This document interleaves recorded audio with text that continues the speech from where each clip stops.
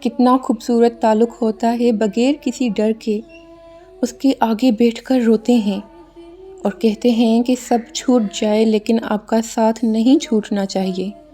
دن بھر کی باتیں، تکلیف، غم، خوشی، مسکراہٹ کے قصے سناتے ہیں، حالانکہ جانتے ہیں ہم کہ رب تو دیکھ رہا ہے، لیکن پھر بھی لفظوں کو ترتیب نہیں دیتے، بس روتے ہیں اور نم آنکھوں سے اپنی ہر غلطی تسلیم کرتے ہیں۔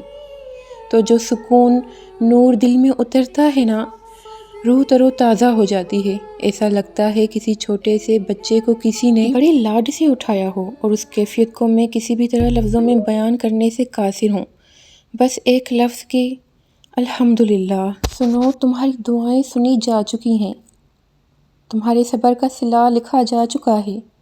اب تمہیں تمہارے یقین کے معجزے دکھائے جائیں گے تاکہ تم جان جاؤ کہ مخلص دل آخر میں ہمیشہ جیت جاتے ہیں اور اللہ کے ایک کن پر تقدیریں بدل جاتی ہیں۔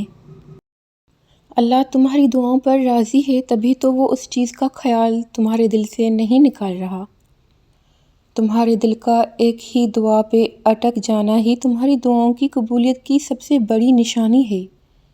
دعاؤں کی قبولیت میں صرف اچھے گمان رکھا کرو اور ہر قسم کے وسوسوں سے خود کو آزاد کر دو۔ جب تک اللہ کا فیصلہ نہیں آ جاتا، تم بھی مانگنے سے پیچھے نہ ہٹنا، ہو سکتا ہے اللہ کی بھی وہی رضا ہو جو تم چاہتے ہو۔ بس تم اپنے رب پر کامل یقین رکھو اور دعائیں مانگتے رہو، کیونکہ اسے اپنے بندوں کے اٹھے ہاتھوں کی لاج رکھنا خوب آتا ہے۔